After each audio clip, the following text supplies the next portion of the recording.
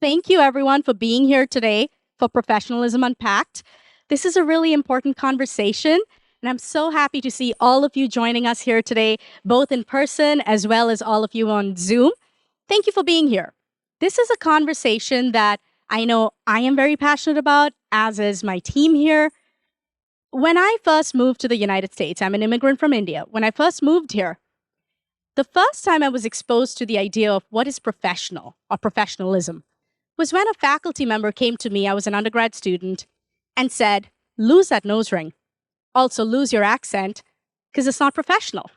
I was like, okay, well, I guess that's what professionalism means in the American context. That was my introduction.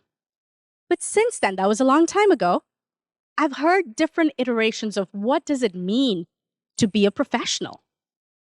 When you think about what NACE, the National Association of Colleges and Employers, say, they say that one competency that every single person looking for a job should have is professionalism. But what does that mean? Do we all hold the same meaning of professionalism uniformly? Do we define it differently? And that's what we're here to talk about today. We're going to unpack what does it mean to be a professional? What does it mean to be unprofessional? And where did we learn what we believe in? What was the context in which we grew up? Because these all influence what professionalism means. So I'm excited you're here. And thank you again to everyone who's on Zoom for being here. What we really encourage each of you to do today as we get started is be raw, be real, be authentic. This is not the time for us to say what we think people want to hear, but rather let's talk about what we truly believe in. Because if we don't, this conversation is not going to be effective. So again, just bring your authentic selves to this conversation today. And like I said, be raw, be real. And this event would not have been possible without this wonderful planning team. So Professionalism Unpacked is a partnership between the Division of Student Success and the Office for Inclusion, Diversity, and Equal Opportunity. Did I get that right? I practiced. So I'm going to hand the mic over to my planning partners here. Also, if you're wondering who is this talking head, I'm Kritika Graw, Senior Associate Director of Career Education for Postgraduate Planning and Experiential Education, and I use she, her pronouns. Hello. All right. And good afternoon, I'm Edwin Mays. I'm the Director of First Year Experience and Family Programs. Good afternoon, everyone. I'm Sylvia Marrero. All right, everybody. Hello, everyone. I'm Sylvia Marrero. I'm an Assistant Director for Student Advancement here, and I use she, her pronouns. Hi, everyone. Adam Binkley, Navigator in the Office of Student Advancement, and he, him pronouns. Hello, I'm Ariel Benford, the Employer Experience Manager in Postgraduate Planning and Experiential Education, and I'm she, her pronouns. Hi, everyone. I'm Heather Burton. I am Associate Vice President and Senior Director for Faculty and Institutional Diversity with the Office for Inclusion, Diversity, and Equal Opportunity. All right, so today's event has 3 different parts. With the first part, we're going to do a poll, and thereafter we're going to have a panel discussion, and finally we will have small group discussions where we collectively get to deconstruct the meaning of professionalism and co-construct it together. So thank you again for being here, and let's get started. I'm going to turn it over to Edwin and Ariel for the poll. Sorry. Hello. So we're going to have an icebreaker to get us started, just to warm up for the conversations that we're going to have today. There are 2 ways to join the poll. There's a QR code on your table you can scan. So you'll open your camera, scan it, and when the website pops up, just select that, and it'll take you to the poll. You can also join by text message. Oh,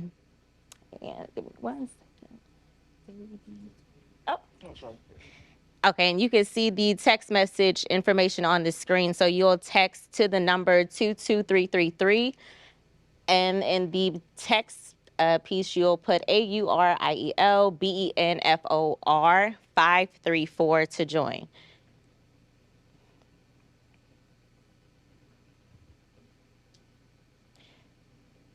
All answers are anonymous. So again, we're asking for your complete honesty so we can have a meaningful conversation today. Can someone put that in the chat for the folks who are on Zoom? It's really hard to see on my screen.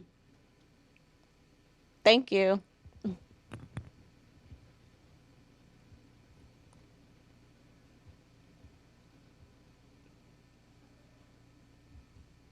And for those who are texting, you will not see the questions in your text messages. You'll find them on the screen, and you'll just text the answer to the question on the screen. Right now, the screen is telling us it's waiting. Once we go to the question, it'll pop up.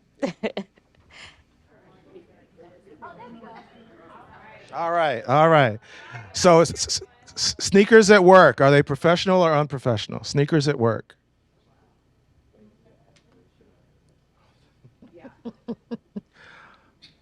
Okay. Actually like that, professional. Good, glad. I like sneakers. Okay, that works.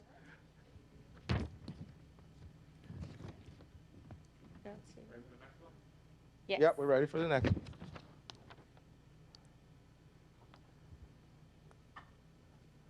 Visible tattoos. Is that professional or unprofessional? You want me to just keep doing it? That's fine. If you're fine with it, yeah. I don't mind. Just read. Okay. Okay, that's also professional. Good.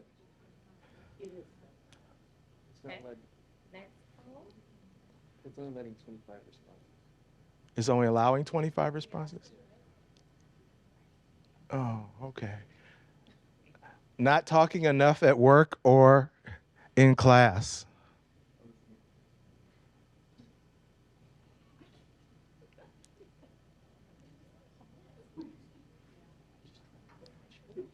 It's exceeding the number of responses. We have, I think, 80 people, 25 responses.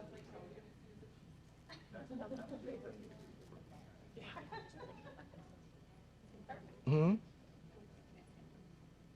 It's saying it can only give 25 responses. So you see how it says polls for traffic? So as soon as this question shows the first 25 people. Oh, okay. With the free account, you're limited to 25 responses, so just let them know if you want to show it up to respond fast. Okay. Well, thanks to the expertise in the room, we found out that we only get 25 responses.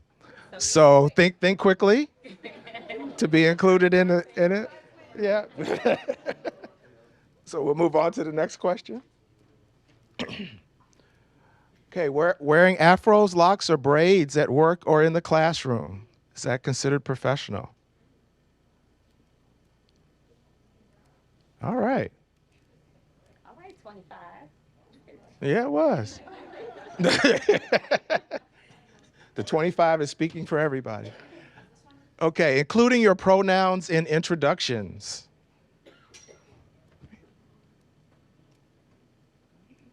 All right. Okay, next one. Yeah.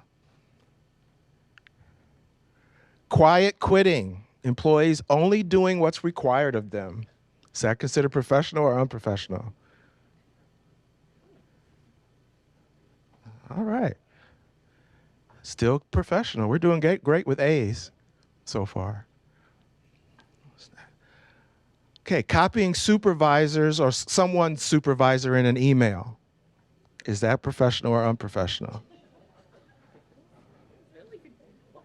Is there a default? Okay, that's also professional. Okay.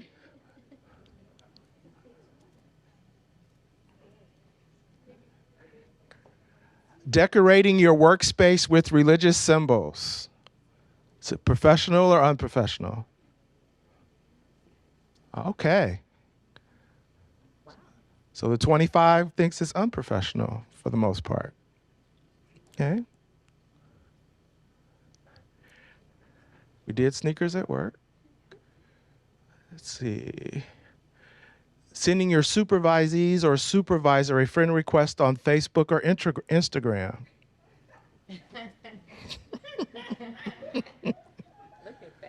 Okay. There's some accounts getting deleted as I see. Some requests being changed. Okay. Adding per my last email in an email response. Is that professional or unprofessional? Okay. It's considered professional. Okay. Wearing crop tops revealing the midriff to work or class. That was a quick response. That was very quick. Okay, could definitely cross that one off. Okay, using emojis for business correspondence. Yeah, maybe. Okay, that's a close one. That's a close one. So that one may depend on your office environment. Okay, all right, that was it. So that was the end of the poll. I mean, as you can see, we all are either very agreeing on some topics, but then not so much on others. So today's conversation will open us up to that. Okay, so we'll turn it over to Krithika. And at this time, we'd like to welcome our panelists to come to the front, please. Okay, can each of the panelists introduce yourselves, please? Hi, everyone. My name's Austin Peterson. I work at Case Western Reserve University. I'm the recruiting manager and client relations for the School of Medicine. Howdy and good afternoon. I'm Brian Kleitz. I'm a professor in the College of Arts and Sciences. Hi, everyone. My name's Kashali. I'm an undergraduate student majoring in psychology and organizational leadership here at the university. Hi everyone, I am Carlin Jackson. I am a double alumnus of the university. I currently run my own consulting firm in the region. Hi everyone, I am Alfie Chapman Walter, and I'm the Assistant Vice President for Culture at the Federal Reserve Bank of Cleveland, bringing you the first lesson of not being late. In this professionalism panel. That wasn't a poll question. Okay. We will be taking questions from our in-person audience as well as on Zoom at the end of the Q&A with the panel, okay? Okay. All right, so before we get started, just wanted to acknowledge all of you. Thank you for being here. Thank you for representing staff, faculty, student, and alum, new graduate, and employers. So my first question to each of you is, as you think about your role, whether it's a student, whether it's a faculty member, the question we have is, how do you define professionalism? And is it possible to define it? Should it be taught? And can it be taught? So it's a 4-in-1. Happy to repeat if you need. Can we also project voices too? Please, it's hard to hear back here. All right, I'll repeat that. Could you hear the question? Just For the panel? Okay, use your real belly voice here. Thank you. So I'll start. And I see so many friends. I'm so excited. It's funny you asked this question because we just launched a program at the Federal Reserve Bank of Cleveland, and it was called the Allyship Program. And the Allyship Program was a program for underrepresented minorities and women. And it was a program to basically teach our employees on how to navigate barriers that may impede their success. And so one of the things that we focused on was the culture of the organization. And so I would say professionalism is defined very differently at every organization, corporation, office, etc. Whatever that looks like. For some, that means, you can have your exposed tattoos, you can wear jeans, you can dress up. So I think the culture drives the definition of professionalism, and I think that's different today in every environment. I'll follow up on that. When I was pondering this question leading up to coming here, I think all of us might have a similar answer that it depends. And that's kind of common sense, it depends. But I do think there is a foundation or a core to the idea or the ideal of professionalism. And for me, that was integrity and consistency. You're hired to do a job. It's transactional. You get paid for it. Do you do it? Do you do it well to your ability? Now, there's some ideas about going beyond the requirements or not, but at minimum, professionalism is meeting the job description, meeting the task that you've been assigned, and executing it within your best ability. But then there's also consistency. Do you show up on time? Are you true to your word? Can you be counted on, dependable? I think there are some key traits and characteristics that if you are able to abide by them, I think that carries you quite a far way towards professionalism. Would anyone else like to try to address that or any other parts of the question? As a reminder, should professionalism be taught? Can it be taught? So in the college and at other universities, I've been involved in a lot of faculty committees on professionalization.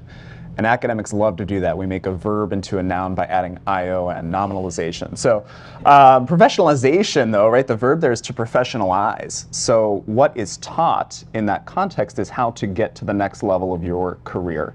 And usually in academia, it's pretty structured for how you might progress, especially through tenure. But I think that's totally different than professionalism, which is to be a professional. And I'd add to what's already been said that even within an organization, I think it depends a lot on your unit and your kind of seniority or rank. And I think, for me, professionalism is primarily your behavior. So whether you do your job or not could affect being fired or promoted. But I think the baseline, as folks have been saying, is how you treat others, the consistency with which you engage them. And I think on our campus right now, the key marker of professionalism is really diversity, equity, and inclusion. Are you sincere in your openness to learn from other people and to create a more diverse campus? I guess I can speak to the idea of can it be taught and should it be taught? Because I feel like my role as a student, I am a developing professional, right? I am learning the skills of how to navigate a workplace. And so I think coming into college, I really think that some of these skills are not taught and they should be taught. I learned them. I have 3 jobs on campus, right? So that in itself gives me professional experience, but I think there are a lot of people who are unsure how to work with other people, especially in a workplace setting here on students on campus. And I think it is really important to teach at least what we're talking about, base professional values of being on time or being having integrity, having communication, how to conduct yourself in a workplace. At least the base values I think can and should be taught to students, especially if you don't have the opportunity to have the professional experience in college. All right, so this leads to my next question. From what I heard each of you saying is it depends, right? So to kind of follow up on what you said, Kushali, that it should be taught, if we don't have this universal definition of professionalism, or rather the definition is it depends, how do we teach that? And especially keeping in mind the different contexts, like, we're at work versus in the classroom versus being in the student center. How does context change how we define professionalism, if at all? Especially going back to that point about consistency. If we're consistent, but we're also saying it depends, how do we then teach it? This, it feels relevant to my role as a consultant. And part of that is every client is different. And so I've had consulting mentors and other business professionals. I've observed them, and they have a process by which they learn their client. I think to map it over to what we're discussing here, maybe what should be taught is a process to learn cultures, to learn environments. How do you observe, respectfully get to know those you'll be working with, the business, the professionals, how they do things. You know, whether you're talking about consulting or innovation, you can't come in guns a-blazing necessarily. Maybe that's your approach. But sometimes it's useful to understand what is, accept it, and then figure out who you are within that. Maybe you'll decide that for 80% of what's the norm, you're fine with that. But maybe there's that 20% where you feel that it's worthwhile to define your own personal identity that might grade against what's considered the normal professional. But I think whatever your path is, first understanding where you are is always going to be important. So maybe what should be taught is how to learn the environment, how to learn the culture. I also think it's generational. So we had a conversation recently at the bank about bringing your authentic self to work. And if I listened to my late grandfather, he would say, you got your work self, you got your home self, right? You don't bring your authentic self to work. You know, you dare not. I am a person who struggles with that, right? Because anybody who knows me knows that I have a hard time sort of diminishing who I am, sort of flexing to my audience. I just have a tendency to just be who I am in most situations. But what we found was a desire for our younger professionals to bring their authentic selves to work. And we also preach, back to your comment about an inclusive environment. If we have an inclusive environment, we want diverse perspectives, we want diverse personalities, diverse thought to every table. But your authentic self, I think that is, I don't want to describe it as a box, but it's definitely some limitations on what that looks like. So your original question, you're Critica, right? Yes. Hey, Critica. Hey, girl. Hey. Hi. Can it be taught? Yes and no. I think that with some mentorship and coaching, right? That you say, hey, in this environment, and you mentioned this, Carlin, like I was just saying this to a young person the other day, one of our younger professionals. I said, your boss, although he wears jeans, he always comes in a jacket. He has a jacket and he has, a nice shoe on. I said, you can wear your jeans and you can wear your polo and what have you. I said, but throw a jacket on, follow his lead. So I do think it's about modeling the behaviors that you desire, as well as it is incumbent upon, I think, the more mature or senior professionals to pull the coats of, younger professionals to say, hey, this is what it looks like. This is what you should look like, act like. These are the norms, the behavioral norms that will make you successful in this environment. Any thoughts here about Alfie's comment? Yeah. I think, you were talking about younger generations. It really reminds me of I am a daughter of 2 immigrants, right? A lot of how my parents define professionalism is very much conforming to the norms and, the same thing like you said, it's your work self, your home self. We always laughed at my mom when she answered the phone. She could be yelling at us, but she puts on her, yes, how can I help you voice. The bill collector voice. Yes. So I think that, but with, my generation and a lot of people I see around me, right, my parents were trying to survive in an environment that they were placed in, right? Trying to figure out how to navigate this world and just make a better life. But I feel like part of my responsibility, now that I'm here, my parents were successful for me, I think in that success, I want to carry on of changing norms, right? I don't have to live staunchly in, the whatever box that, people put you in and what your professional standards should be. I think it's kind of an idea of, surviving at work and, whatever rules are put on you, you follow versus being an actor of change. So, yeah, sorry. Just to build off of where it should stem from, right? Coming from the top, I think is huge. Another place that I really think that you can define it is within your code of ethics, right? Every organization should have a code of ethics somewhere. Because when you're looking at that, right, you have a code of conduct, which is your HR policy, right? That's you get points for showing up late to work. You get this many sick days, but then you have a code of ethics that's for everything in between, right? That's where you define the culture, and that's where the professionalism lies. So how you treat others, I think a lot of times to define it and learn it is look at your code of conduct or code of ethics that your organization has. And if you don't have that within your organization or your employer, talk to your HR, talk to your leadership about defining that, right? Have somewhere to have a reference point so people can look at it, right? Because you're trying to keep it consistent across the board and being equitable across the organization is a major challenge. Okay, I have the next question. How has professionalism changed over time?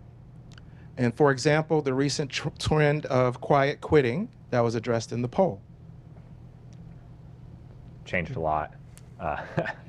I'm still a young professional. I graduated from undergrad in 2018. So I worked about a cup of coffee pre-COVID, and then most of it's during COVID and whatever we're lingering in now. And it's been just basically 3 different completely work experiences. I think pre-COVID, it was still a lot of the, you need to go above and beyond. And that's just the expectation, right? You have your job description. Yeah, this is the description that defined how much we're going to pay you, but your advancement's everything beyond. COVID happened. I think it took gave people time back to reflect that those who are especially, I think, middle career later on, that they have not had at any point prior. They never had the ability to be at home. And I think the notion of quiet quitting is certainly, it's not a new workplace element. It's just we put a new word to it. There's always been people that came and they did their job and they left. And there's nothing wrong with that. I think it's about having expectations at the very beginning of employment and being clear about those and not moving the goalpost back on that employee throughout. I think it has definitely changed, and I would say that it has diminished. During COVID, and I think the pandemic had a lot to do with that. So we were home and, we were hunkered down, right? And, it became kind of cool and funny, even, I'm professional from top up, my pajamas on the bottom. But, I remember one day we had a meeting, and one of our more junior employees was on the call and had what I can only describe as a do-rag on. And so I pinged him and said, hey, can I catch you after the meeting?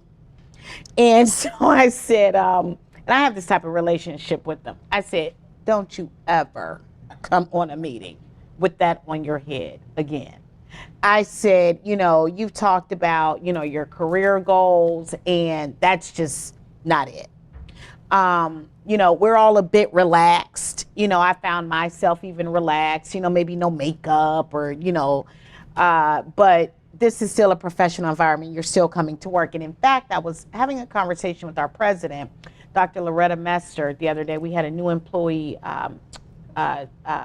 reception. And she said, Alfie, she said, I've just been angry this week. I've just been aggravated. I said, why?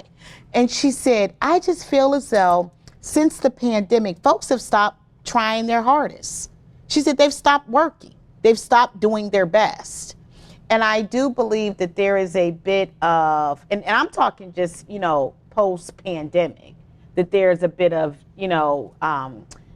diminishing of professionalism and motivation and wanting to do your best. But I think that even, over time, just, I think about when I was here at Case. I recall the ladies, when I first started, I worked at Case, just for context, from 2006 to 2017. And I remember the ladies, having suits and their bags and, And I worked in development, so, we were always dressed up because we were going to see, donors and such. But, they'd be dressed to the nines. Even before the pandemic, we instituted at the bank, dress for your day. And so that might mean slacks and a blouse. That might mean jeans and a jacket or that's how I defined it. But folks just became so, relaxed in their dress. And I feel like I'm focusing on that a lot, but it's because that kind of aggravates me, I guess. But, just even in their interactions, like I always address someone as Mr. or Mrs. until they say, oh no, call me Alfie. But I always address someone as Mr. or Mrs. until they correct me otherwise. Again, for me, it's generational, perhaps, but I see folks going up to our president, hey, Loretta, I still call her Dr. Mester, President Snyder, when she was here, folks would say, oh, because Barbara said, Barbara, who is Barbara? Like, I would never call her Barbara. So, it's things like that I think, for me, define professionalism. And I do think that it has become quite relaxed in recent years. Any other comments related to that? Yeah, so I think it's interesting when some of the initial questions were trying to define professionalism, and our answers were collectively, it depends. And we said it depends on the culture. So if we observed professionalism has changed, necessarily that means business cultures have changed. And I think we've observed is there used to be a more cohesive singular idea of this is what business looks like, this is what business environments look like. And over the past 10 to 15 years, there's just been an explosion of diversities of how you approach organizing businesses, organizing professional activity. I think particularly in the tech world, which I'm probably most native to, we're some of the earliest adopters of remote work, purely because that requires technology. And we very early on have dealt with instances of questioning the integrity of our remote workers. And so there's that natural apprehension. Are folks really doing what they claim to be doing? And you can go down the weeds of trying to use technology to enforce that. And I have some interesting thoughts about that. But I do think that as you have so many different business cultures, different business environments, folks have their own ideas about how to make it work the best way. And then I think necessarily you bring diversity of individuals, cultures, influences into the mix, and then you just have so much variety. So here I could, do it this way, be my full authentic self, and if anyone dared to question me, it would be tantamount to the most horrible thing. Whereas there's certain industries, like if I were to go be a quant on Wall Street, I'm pretty sure the business norms haven't changed too greatly from what they were 50 years ago. I will say that over the past few years of the pandemic, I have seen a great shift even in some of those more traditional environments.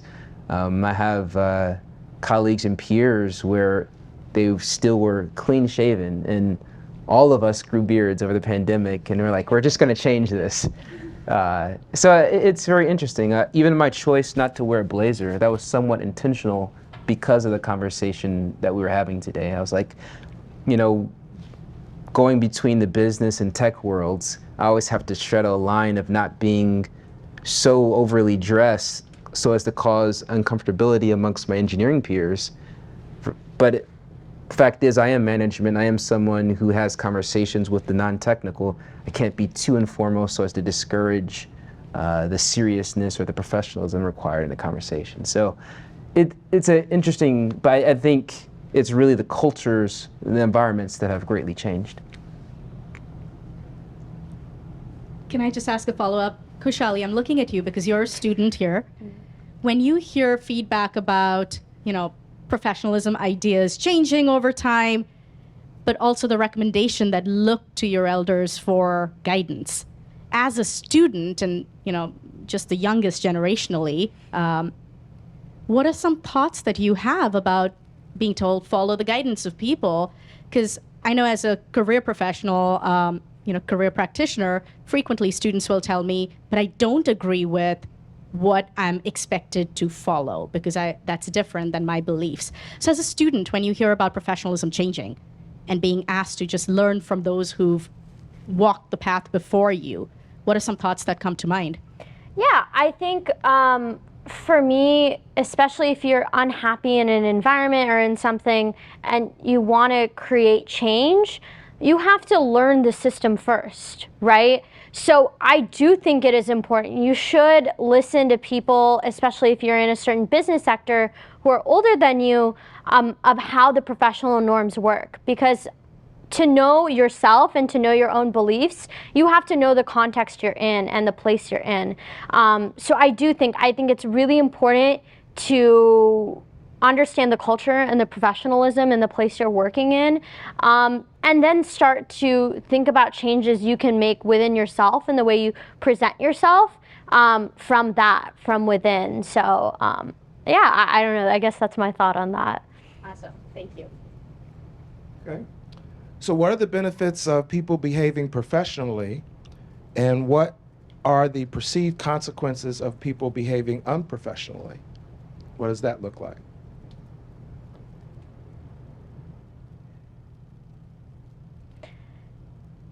Could you repeat the question again? Sorry. Yes. What are the benefits of people behaving professionally, and what are the perceived consequences of people behaving unprofessionally? I think when I hear that question, especially with behaving professionally, I think of the whole idea of being like an introvert versus an extrovert. Because I think that's a topic of conversation that comes up a lot in the classroom, especially with participation points and things like that. And also when you're in the workplace and you're in meetings. I think oftentimes, people who have a natural tendency to just want to talk or contribute, or who feel really comfortable in an environment just speaking, tend to have quote unquote professional advantages unintentionally, just by their default of their personality. And so I feel like when I think of that question, I think that people who are more comfortable speaking in group settings may have an advantage professionally over people who don't. I think that the discipline, if you will, or the punishment of not acting professionally can stall your career. So at the bank, we are very serious about career pathing and your career journey, and what does upward mobility look like? How do you become a manager? How do you become a vice president, or as we call it, an officer? And we place a lot of focus on the what. So what are you getting done? Your technical skills, but also how, and that speaks to that values. You call them ethics. We have a set of values, and so how you're doing it. The how is probably our definition of professionalism. And so if you show up, professional, following the values, following, the culture, the, how everybody else looks and does and talks, the behavioral norms, then you're rewarded for that. If you are, again, although we say we want diverse perspectives, and I'm just being transparent, right? And I don't think that this is something that's germane to the Federal Reserve Bank of Cleveland. I think that's in all organizations. While we say we want diverse perspectives and, folks and things of that nature, when you are, a bit too far out of that box, there is sort of that, ooh. And I know that because, that's me. I'm pretty extroverted. Again, I have to flex to my audience because I am, I am not, always buttoned down, if you will, but I have had to train myself to be as, the folks who I'm trying to get where they are, I act like them. So I do think that there are rewards for being professional in whatever organization or environment you're in, and there are consequences to being unprofessional. And I don't want to be Debbie Downer, like, you got to be, in your blue suit every day. I don't want to come across like that. But I do think that that's real. And I think we're fooling ourselves if we say, oh, it's not like that anymore. Yes, it is. I will also say, to that point, I see a lot of, young professionals, if they don't feel like they're conforming to that standard, because that is a reality in a lot of industries, that you can't progress if you are labeled, you can't work with others or anything like that. But I do think there are certain industries and certain other places people go that it might be tougher for them. You might have to start from the beginning. But, I know some people who are working in other industries who end up, they accept that non-conforming self that they are. So I see a lot of younger people who are just more willing to leave a position where they feel like they're stalling or they don't feel accepted, rather than conforming. So I think that's also another reality. You have a last comment? I'll just say, to answer it less from an individual perspective, but more from an organizational one. I think if you're able to establish a culture and environment that makes it easy for folks to be professional to that culture, I think that could be a boost for productivity, whether it's profits that you're aiming for or whatever is the case. I think a workforce that is able to be professional within a good culture, I think there's some obvious benefits to that. Okay. We talked about this a little bit.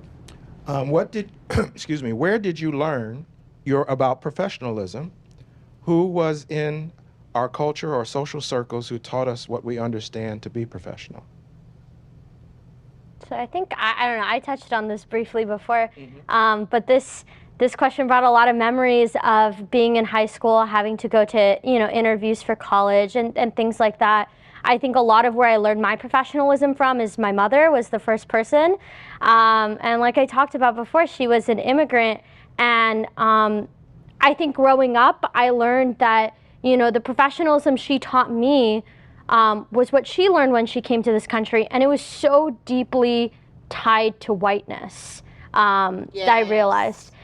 I came in today with my curly, frizzy, wavy hair.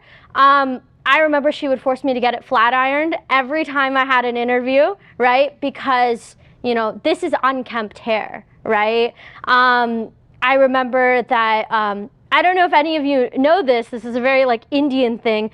There's a product called Fair and Lovely. Kritika, no. My mom used to keep bottles of this. It's a skin whitening cream. And, would put it on before these interviews. And I think it's such a physical tie to whiteness as well, right? You're literally making yourself whiter. So I think in terms of looking professionally, I remember those norms taught to me so deeply that I internalized, and it's kind of one of those generational things. So I'll share. I just recently had a 360 evaluation as part of my development program. And when I first started at the bank back in 2017, I went through a 360 evaluation. I never had one of those. I worked at Case for 11 years, never had a 360. And I consider this the place where I cut my teeth, in terms of my career. But I say that to say, the first time I did it, number one, I didn't even know who to send it to. I sent it to 4 girlfriends. And I think my old boss here, Marilyn Mobley and Ann Borchard, that's who I sent it to. I didn't even know how to administer a 360. And so, I got the feedback and they shared some things. And I've always, been, applauded, I'd say, for my what? Again, how to do my job. But it's the how. And for many of us, that tell me your name again. Kashali. Kashali. So for me, my mom was a nurse. So basically a blue collar worker, as was most of the folks in my family. So I didn't see anyone growing up going to work in a professional environment, you know, dressing up, briefcase, and so forth and so on. And even early on in my career, I worked in a lot of nonprofits and then came here. And that was my first example of sort of what I'll call professionalism, if you will. And so I would say I was late to the game. I was late to the table in terms of like what it looks like to, you know, be professional, if you will. You know, what that looks like, how you position yourself, how you brand yourself, you know, how you report out on your successes, how you strategically collaborate with stakeholders to make your stuff go a little further. I was very late to that game. And so, and I do think that there is, there are some disparities when it comes to particularly underrepresented minorities and having that generational North Star on what professional looks like, or the traditional definition of what professional looks like. Now, my daughter, she's a senior in college, and, you know, she's a great student. I'll just say it. I'm not saying it because she's my baby, but she's a great student, and she's had some great opportunities and internships and such. And so she often does stuff like this. She's often the student on the panel. And so she called me yesterday, Mommy, I was killing them. I was killing them. That's that good Jack and Jill training, right? Because again, generationally, she had a leg up in both. She would come to work with me here at Case and see me, and I've poured into her, this is what it looks like. But I didn't have that. And so here I am, 50 years old, really just learning that. Any other comments? I mean, tying together some of the last few comments, I think one of the problems with professionalism is that it is a learned instinct within an unspoken culture. And folks who look like me have benefited historically from that system. And so I worry a bit, even when the spirit is to be inclusive, that if we don't not just spell out what is allowable and not allowable, but have the boss wear sneakers, have the boss have some hairstyle, that the folks who then choose to show a little more personality will be implicitly punished. And, you know, quiet quitting is like this catch-all term for wellness and work-life balance and unhealthy cultures. There's this other new term, quiet firing. And what they're finding is that when people quiet quit, the quiet quitters who look like me aren't getting penalized for it. But the quiet quitters who are younger employees, maybe they're by people of color, they're getting fired, flat out, you know, let go. And so I think these are really, the reality isn't very rosy because there's a lot of discrimination and judgment and bias built into the unspoken culture. And this is why, when we talk about culture and professionalism, this is why your leadership needs to be diverse, right? It starts from the top. Yes. That's why it has to start there, because it has similar, right? I've people like me have benefited, right? My dad's a college football coach, and I grew up on a college campus, and now I work at a university. I knowing how to do that and not realizing that there was a learning curve even until a little bit later in life, honestly, in full transparency. I know what a dean and a provost is. I know who to engage, but it's making sure that those who have benefited, right, engage with those who haven't, and make sure that we're not trying to keep that space in between, but close the gap. But really, it has to start with having diverse leadership that are defining that culture about what's professional and what's not. I gotta say, we've got a bit of a fight online. Yeah. Deb, like, I'm sorry, I didn't mean to offend you. I was just talking about, like, and remember, we're talking 50 years ago, and my mom was a practical nurse. She wasn't an RN or a BSN. She was a practical nurse. And so she was doing, you know, not professional, what we would know as professional nursing. So I did not mean to offend anyone by calling it blue collar. I'm horrified sitting here watching the comments. I'm like, oh my God! I'm sorry. No, thank you for that. Tell everyone to unmute themselves and share, please. So on that note, we're going to move to the next question here. Clearly, we define things differently. We learn about what is professionalism in different contexts from different people. We've talked about immigrant parents. We've talked about, not having role models and having to figure it out, learning from the role models who gave you that leg up, right? So we're all talking about how there are different influences in what is professionalism and teaching us what those are.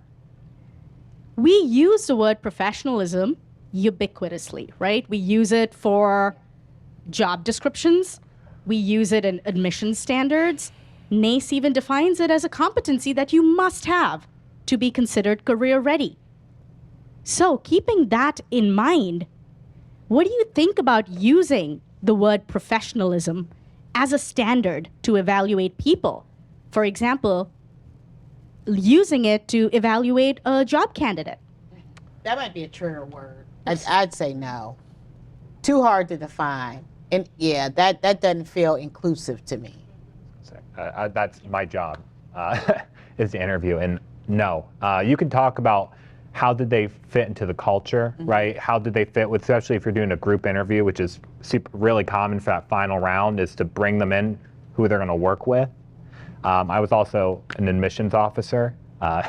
So in that context too, that's the last place we should be using that, because that's where we can actually take students that maybe came from underrepresented groups and help teach that and close that gap. But in a job interview, you can talk about culture fitting in, but if they're professional or not, I think it's too vague.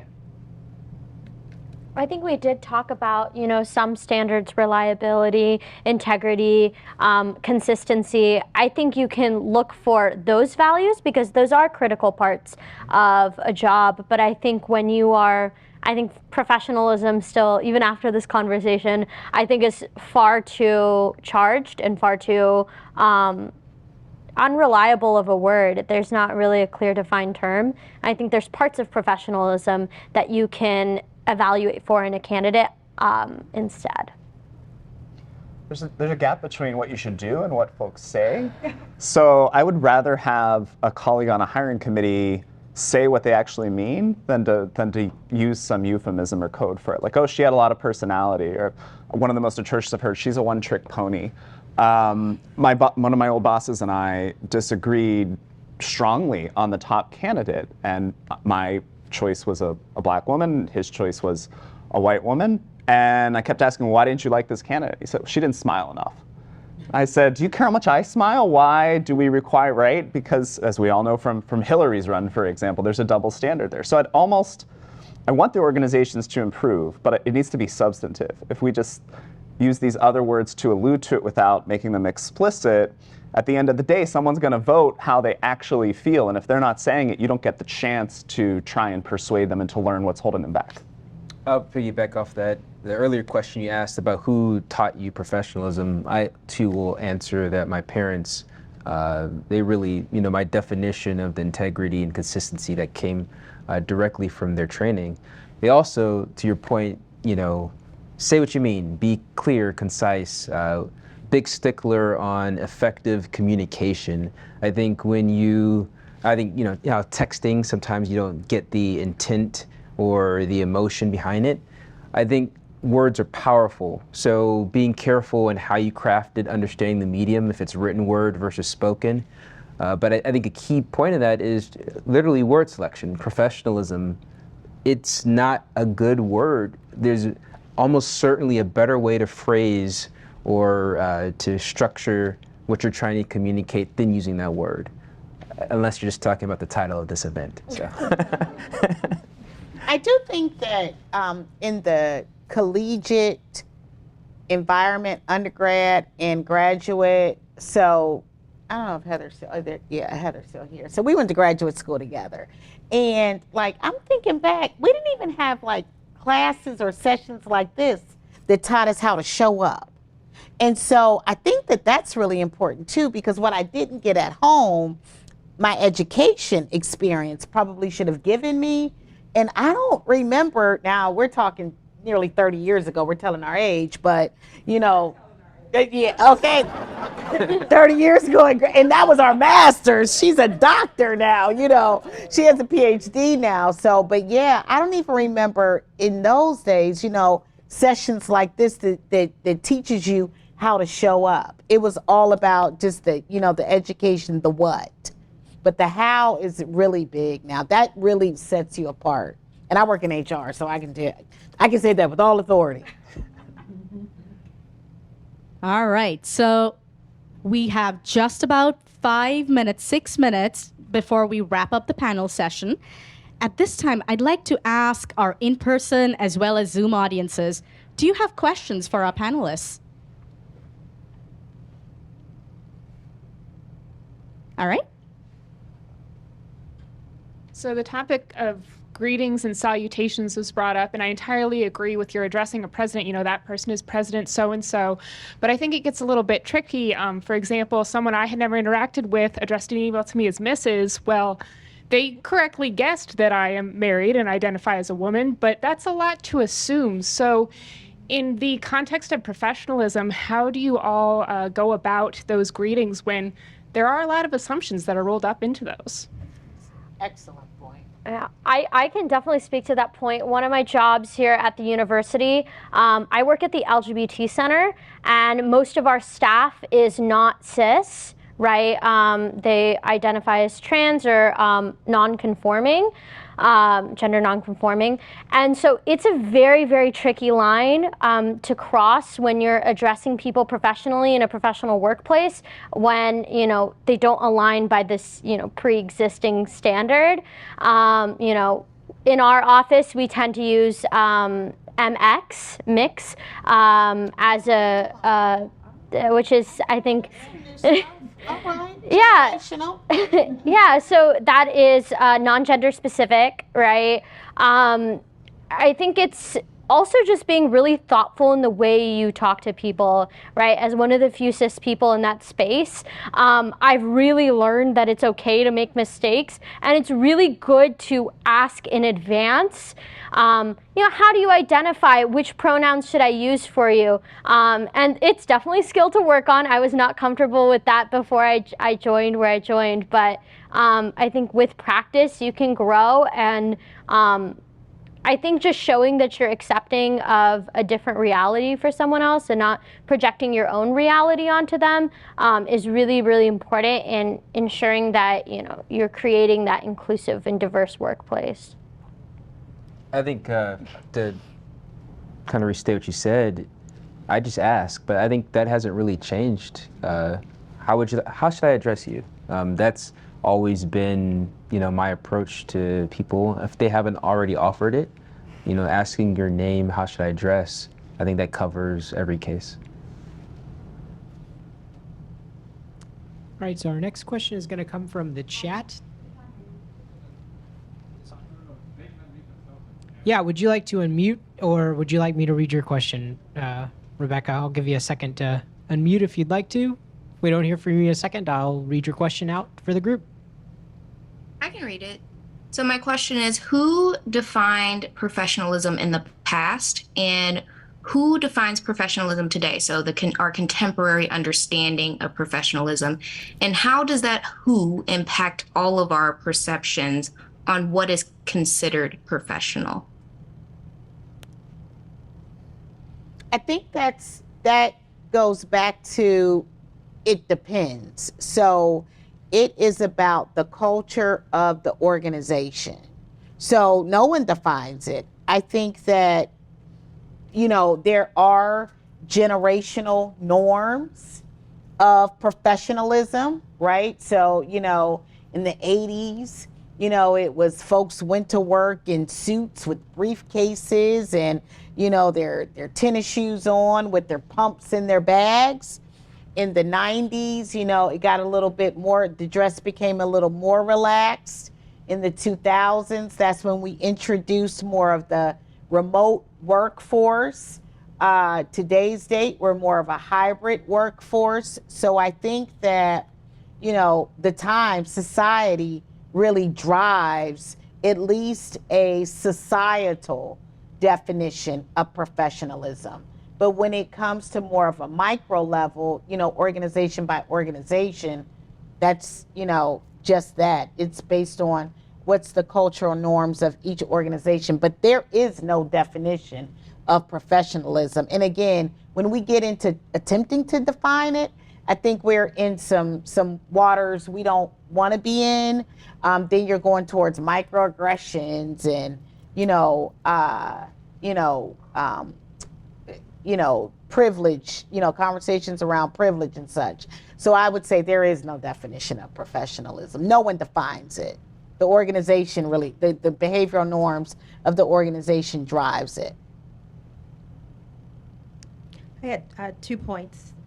The first is I agree with you, Alfie, of course, as it relates to the term professionalism. So being in HR, I've been in HR for more than 30 years, and have said in those meetings where the term professionalism has been used as an exclusionary term. Yes. So when there's a decision or a conversation about either an opportunity or reason that a move is being made, whether you're being moved out the door or there's been an obstacle put in place, to me that feels a bit like a catch-all, and that's been my experience as an HR professional. So I think it's a very subjective term, and it is in the eyes of the beholder of what they consider to be professional, and then they're projecting that onto an individual. Now that can be done at a organizational level as well. So those that sit in the seat of privilege are having a different experience or a totally different conversation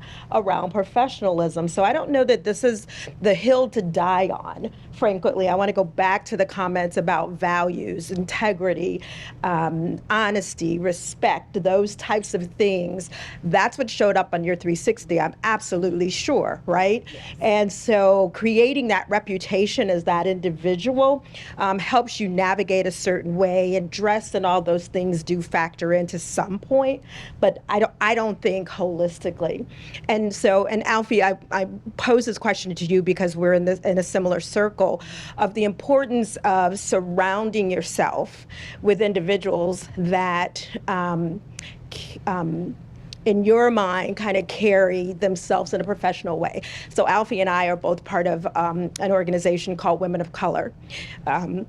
The Women of Color Foundation that is led by Alexander Boone, who is greatly regarded in the organization. She's a graduate of Weatherhead as well. And so her purpose was to bring women of color together so that we can have exactly this conversation to help one another effectively navigate this space and be surrounded with like-minded individuals. So Alfie, I'll let you add your thoughts to that. Absolutely. And I'm thinking about it. And in the early days, like I remember, Renita would be there, on every panel. Like, I think about some of the women who I look up to. And I'm thinking about, in particular, there was one time, there was a panel discussion. Actually, you were on it. I think Tracy Oliver was on it. And I don't know, I'm going to say maybe Margot Copeland at the time, Pam Holmes, folks like that. But to that end, I remember being so swept up in what they had on, how they spoke, and, just even their tone. So, I've got kind of a squeaky, louder voice. And I remember even trying to mimic the tone of those who I thought were successful, right? You're looking for, who do you perceive as successful, and where do I want to be there? And so, yes, I think that there is so much to be said. And I mentioned this earlier about mentorship and coaching. And I think there's also something to be said about reverse mentorship, right? When you just said the MX, I'm like, oh yeah, there's so much to be learned, from younger professionals. But absolutely, surrounding yourself, gravitating to folks who you perceive to be professional, and having, asking the questions, hey, what do you think, that I should do? Or, should I involve myself in this organization? But absolutely, yes, absolutely, Renita. So we'll take one final question and then we'll wrap up the panel discussion. So So this is not a question, but more of an added response. So I agree about sort of mentorship and the role that that plays. I mean, I think as institutions, that's a huge part of what we can do for our students is maybe not teach whole classes on professionalism because, as we've acknowledged, it's sort of an evolving and changing term, but surrounding students with people who can help them on that journey. But about the question about sort of who gets to decide what professionalism is and how it changes, I think, yes, within organizations, leadership, absolutely. So your point about having diversity at the top is a great one and essential. But I think what we're seeing now, maybe not so much historically, is that market dynamics are having an effect, right? So when it's a candidate-driven market, I think we're seeing maybe younger generations who are, have a lot of power in the marketplace right now, dictating terms a little bit more, right? About wanting flexibility in the workplace, wanting a more relaxed culture. I mean, that's not exactly professionalism, but I think, those sort of dynamics do tend to shift. And I mean, we've seen it. Employers are changing radically some of their workplace culture and expectations around these things because they have to, or they won't have workers there, right? So I think there is, some influences from the bottom up as well as, top down. So almost like you got to get on the bus or you'll be left behind. Yeah. We talked a lot at the bank about like hair color. Like a lot of, folks, they like a pink strip of hair, or like maybe they colored their hair blue or gray. And, I remember pre-pandemic, it was like, oh, okay. Now, we've been forced, we've been indoctrinated. It's like, I guess it's what they do now. So you just gotta, becomes a part of the culture. Well, thank you all so much for joining us as panelists. Please, let's give them a round of applause. All right. Thank you. So you're welcome to go back to your spots. The next session, and I'm going to welcome Dr. Burton back here, we're going to go into small group discussions. And I'm going to just go over some of the housekeeping, like what we're doing, and then I'm going to let Heather take it away with the questions that we're each going to be answering within our small groups. So this is the part where we're going to do the deconstructing and co-constructing. Just leave it wherever. Yeah, we'll find it. So each of you will find posters associated with your table. So for this table, it's over here. And for most of you, you'll find it near the walls. Each of you has 3. It should say 3 takeaways, changes in perception, and then finally, where do we go from here? So we have 30 minutes total, and we're going to provide the prompts, the questions that you're going to be considering at each of your small groups. So we want you to think about it, and again, being very authentic, honest in how you respond to these prompts. What we're asking you to do is, with each question that we pose, write down your thoughts on the Post-it notes, the little stickies that we have at each of the tables. And then when you're done writing it out, stick it on the poster for your group. So we have 30 minutes to do this. And then ultimately at the end of that, we'll have 15 additional minutes to share out for everyone to hear what each group talked about. So we want you to write down your answers on the Post-its and then share within your own groups as well before we share out with the whole group. Does that make sense? I know it's a lot of instructions. So I'm going to pass the mic over to Heather here. Yes, so it's really not that complicated, and it's not a lot of instructions. Critica she's making it more complicated than it is. Also, I want to encourage you all to take the bags that are on the table. Please take those sling bags. If you want to give one to a friend, take one to a friend. I don't want to take those back to the office, so please take those. So you have 3 questions to talk in your small groups. So the tables are kind of split where we have faculty, staff, students, and professionals from outside of the university. So hopefully everyone can engage in those conversations. But the first question, and you'll see around the wall that the posters are lined up with your tables. And so this front table, your posters are up here. So for the front table. But you'll give 3 takeaways. So what were your takeaways from the conversation today?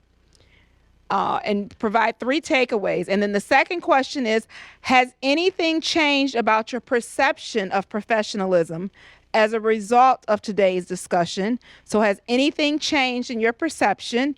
And then the last question is, where do we go from here? Ask members of the audience to think about what elements of professionalism need to endure and continue. I didn't mean to read that to you all, but where do we go from here? And so thinking about what stays, what goes, and what should we add?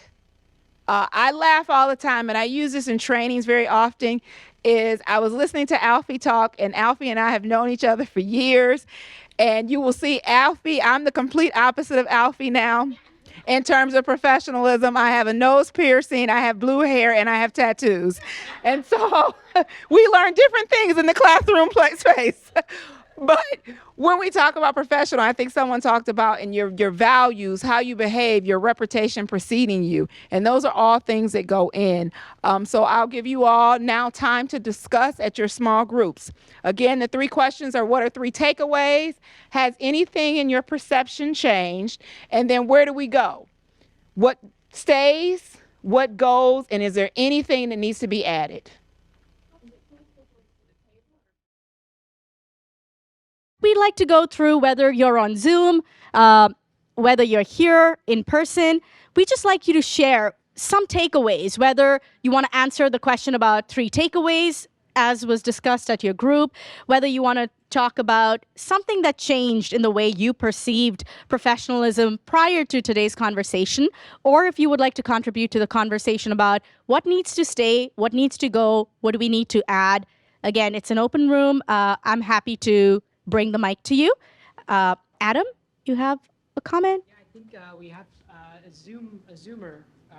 So you can go ahead and unmute yourself. And all right, yeah, so let's take it to our Zoom people. Adam, I'm going to leave you to facilitate the Zoom stuff, and then I'll take the in-person people. Sounds So good. should And we you can, pick a whenever you specific question, or should we Whichever go one. through the whole? Yeah, just pick one and just share your response to that prompt. Okay.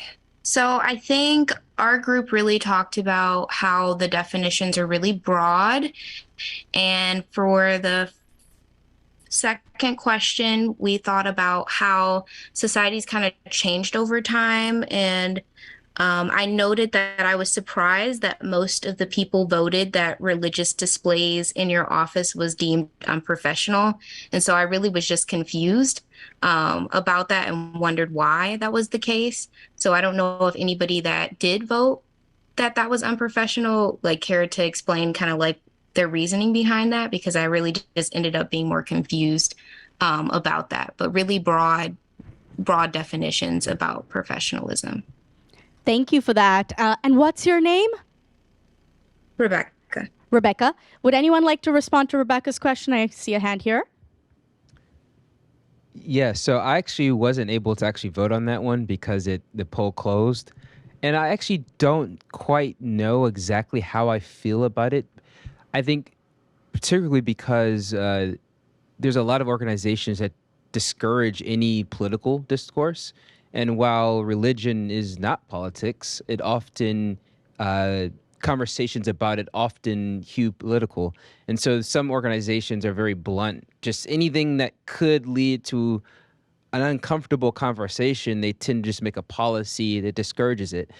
So I just wanted to say that, and I think that might influence some of the people's responses on whether it's professional or not. Basically, just them thinking through what could it mean. I think in the ideal world, and really for what I think are good expectations of diversity, you should be able to have a religious display. But I think practically many feel that you shouldn't. All right, I'll bring it over to you. Arlette, right? I was going to comment too that because of Christianity being such a high number, it can actually discriminate against people who may not be of Christian faith. And so if you get someone of Muslim, Hindu, or other beliefs, and the numbers are very small, and as people are thinking about celebrating Christmas and different holidays, it can be very offensive to those who may not decide that they don't want to participate. And you shouldn't have to be able to, or you shouldn't feel a guilt or a sense of having to justify why you're not following Christian norms if you're not Christian.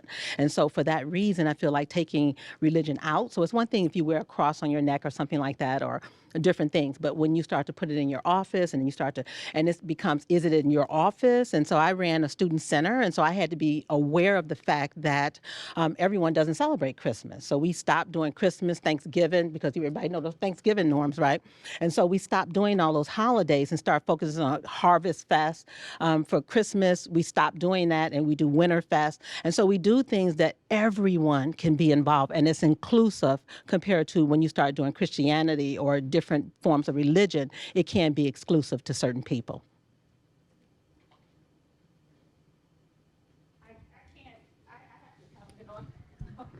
On this, and the idea of having religious things within your office is, I'm thinking of this, and I'm thinking of it where people talked about it not being professional and unprofessional. It's one thing to force it when you're talking about university-wide, when you're talking about organizational-wise, when you're talking about department-wide, compared to within an office space. Because that's like someone who walks in my office can be completely offended by the slavery poster that I have in my office, which is my heritage, my background. And so when I think of that, I also think of, we're going back to talking about inclusive environments, talking about the social identities and showing up in that space. If this is a part of who I am in terms of my religion, then in my office space, I don't consider that unprofessional. If I'm forcing my religious views on someone outside of, even in my office space or outside, but the artifacts in my office, I'm confused too, Rebecca, on how that's considered unprofessional, unless I'm having you walk in my office and I'm like, Caladrucio, see my little scripture right there? I'm gonna make you read it today. I mean, so I can't understand it either. It's confusing to me to see that as unprofessional unless you're forcing the view on someone else. So let me ask this question. We've heard 3 different points of view, and we're left with no answer, right? So where do we go from here? What do we do about just professionalism being so unclear to, especially when you think about our young professionals coming into the workforce and the classrooms? If we can't give them any answers, what should we ask them to do? If somebody's thinking about decorating their office with religious symbols, what should they do? Especially if they don't even know that's a thing. Yes, I'll bring the mic over. So as a career consultant, I was asking Alfie, she was talking about how she talked with the guy who had the do-rag on during the meeting. And I said to her, if I tried to give that same message, I don't think it would have been received very well at all. So I said, in a case like me, if I'm supervising, how do I give that kind of a message without, looking like it's a microaggression? And she was saying, and I thought this was a great idea. So we all have our different thoughts on what professionalism is, but she said maybe how I would phrase it is, who do you aspire to be in this company? And do you see that person in the company wearing something like that as well? And, what are you trying to sort of present of yourself and your own professionalism, and kind of turning it back on the person of, look who you admire, look where you want to go. So same thing with things in an office. Have you gone into somebody's office you admire? What's in their office? So I thought that was really good advice. Yeah. Thank you. All right. So would anyone else here like to address any of these questions, either takeaways? Okay, I see a hand here. Should have worn sneakers to work. So I think one really important point that our group, that Alexis actually pointed out, was that we never really talked about, economic status and socioeconomic status and how that relates to professionalism, especially dressing professionally, right? What are the economic and costs of that, right? So I think that's a really important topic when we're talking about professionalism is, looking at that socioeconomic cost.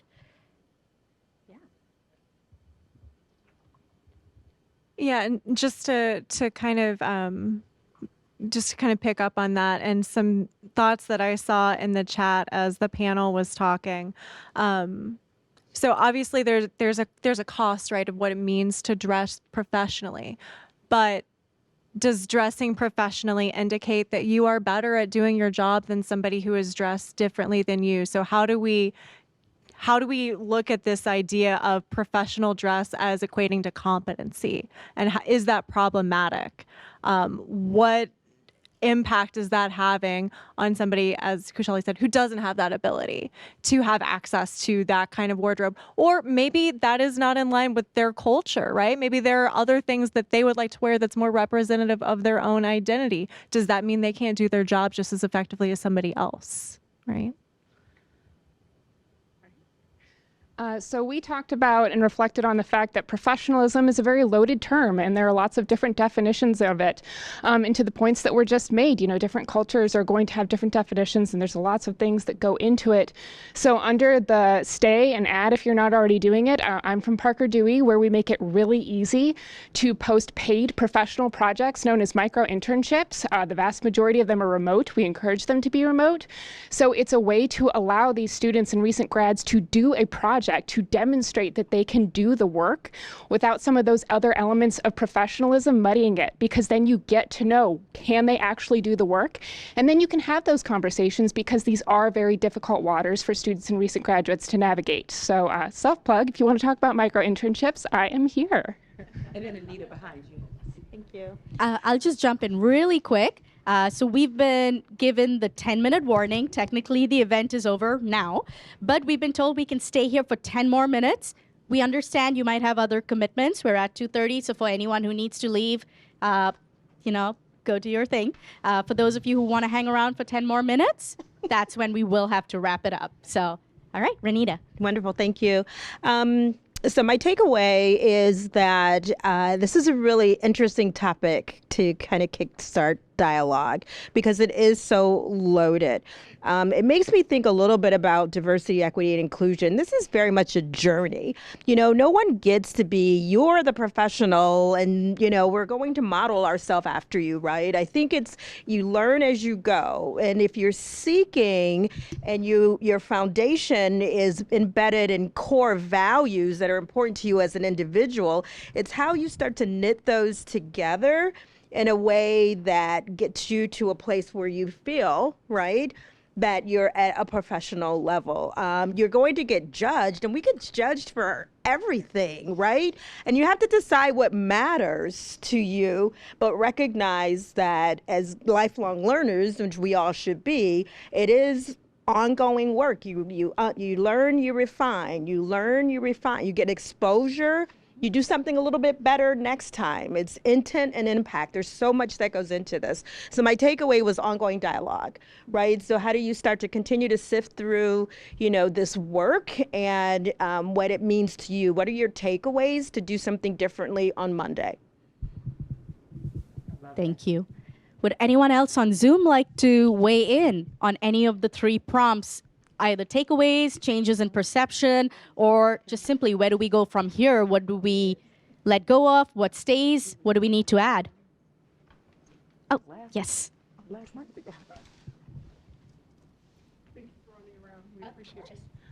So I'm glad you made that point about choosing and making that choice. And I think for me, my name is Janae. I direct the Office of Multicultural Affairs here. I choose that likability is more important to me than professionalism. And I think that that's a conversation that we should have too. And so I choose not to show up in a way that is typically professional. I have my big hoops in, my hair is freshly braided, all of these things. Nose ring club, but I'm quite likable. And I think that gets me much further than ascribing to what I believe professionalism would look like for someone like me and expecting that to reward me in a particular way. So I think that's, for me, a takeaway on where this conversation could also go. I love that. Anyone on Zoom? Just want to make sure you're heard as well. Feel free to just unmute and share your thoughts, if anyone. I can say too, I think just doing this work, and Renita talked about it when we talk about diversity, equity, and inclusion, is adding that element in when we're talking about professionalism. And I wrestle on a continual basis of, especially when it comes to dress and what I should have on in a certain environment. Just like today, I didn't feel the greatest, and I was like, do I really want to put on a suit? I don't feel like putting on a suit, but we're talking about professionalism, so I'll put on a suit today. And it's that you go back and forth, Janae, of identifying how am I showing up in this space, and especially when someone's classifying me as unprofessional or not. But it also took me, that's why I applaud you as to where you are right now, because it took me years to get to, I'm showing up just as who I am. I'm coming into work with blue hair or red hair, whatever day I feel like with that. But it took that didn't define who I was as a professional.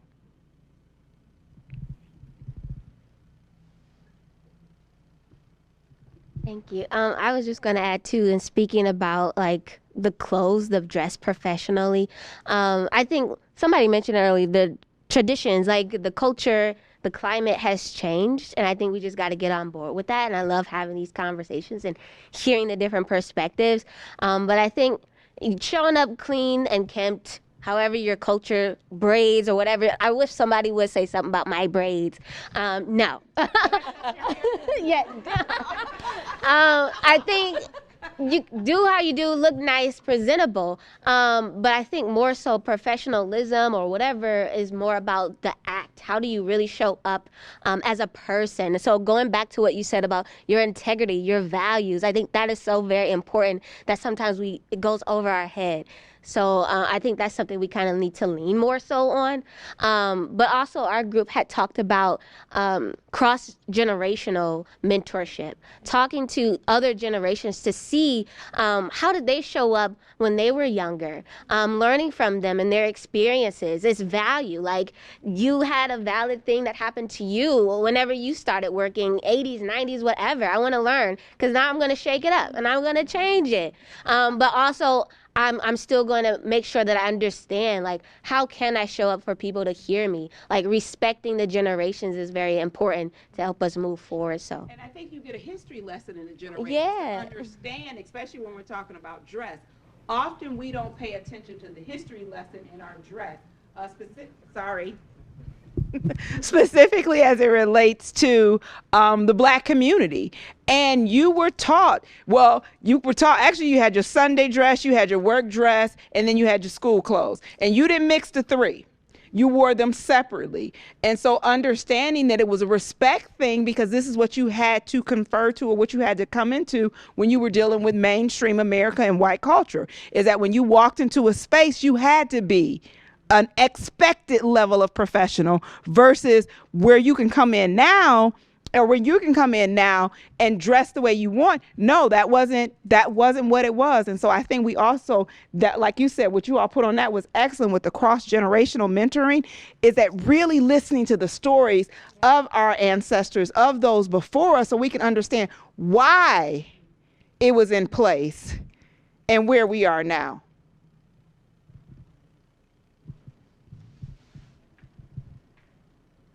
Sorry, I just had one last point about, being a young professional. I think this is kind of what I was also getting at the panel was that, I think when you're first starting out somewhere, I think you do need to conform to professional ideals of what is there before in terms of, there's nothing, you don't have a reputation yet, right?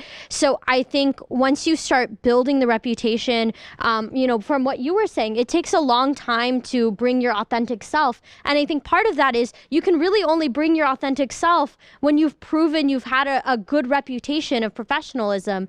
Only then can you come in and change. And so I think just to tie it all in together, right? You first have to establish yourself, and then you can start changing and playing around with the norms and bringing in that authentic self. Absolutely. So we've got 3 minutes before we get kicked out of here. Very quickly, I'd like somebody to share what needs to stay in terms of values related to professionalism. What needs to stay? Just one answer for that.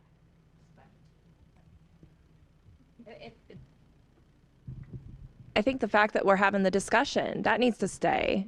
I think that in all my years of working, this is probably one of the very few times we've actually sat down and dissected the definition of professionalism and started to see these different perspectives.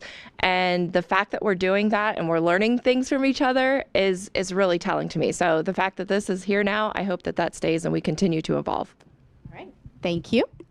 What needs to go? Can I just add for what needs to go? Of Our course. group talked extensively about the phrase a good fit. And I feel like that phrase needs to just go, especially if there's not a justification to explain why that individual is not a good fit prior to not giving them a chance to serve in that role or even passing judgment on how they may appear. Just simply having a conversation with somebody about why you feel they aren't, quote unquote, a good fit. I love it, Rebecca. And if you've ever taken interrupting bias in the search process, you will hear me speak about the word fit. Thank you. And what do we need to add that doesn't currently come up in a definition or description of professionalism? Word, phrase. Stay open. And To stay We have open not heard so from that you, so I others, have to hear. as well as yourself, can continue to learn and grow. And one in the back. Something that our group talked about was flexibility for people of all different types of routines. And me being a neurodivergent person, like, I'm not the greatest at sticking to the exact same routine every day. Like, that just doesn't foster creativity for me. Just being open to different people's ways of life and trying to use that to get the best results that we can. Wonderful. Well, thank you for being here today, for joining us in this conversation, and for helping us really unpack something that is difficult to talk about. So we really appreciate your presence here on Zoom, and let's continue to have this conversation. Let it not end today. So thank you again for bringing your raw and real selves.